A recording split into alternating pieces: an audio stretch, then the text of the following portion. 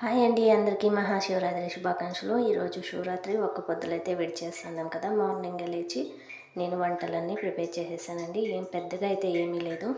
ఇంకా పప్పు, చిత్రాన్నము, రసము, అప్పడము, ఇంకా పాయసం అండి, అంతేనండి. ఇంకేమి ఎక్స్ట్రా అయితే ఏమీ చేయలేదు.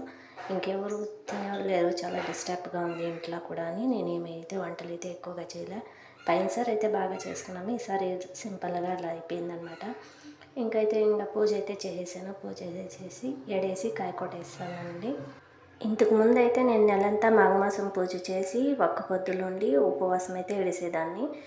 ఈసారి అయితే నేను మాఘమాసం పూజ చేయలేదు, ఒక్క పొద్దు అయితే ఉన్నాను. జాగరణ అయితే లేనండి. నైట్ అయితే పనుకుండేసాను అనమాట. అడిగినవన్నీ ఇస్తే ఇంకా దేవుని మీద నమ్మకమే ఉంటుంది చెప్పండి భక్తులకి. అందుకని ఆ దేవుడు ఏదో పరీక్ష పెడతా ఉంటాడనమాట.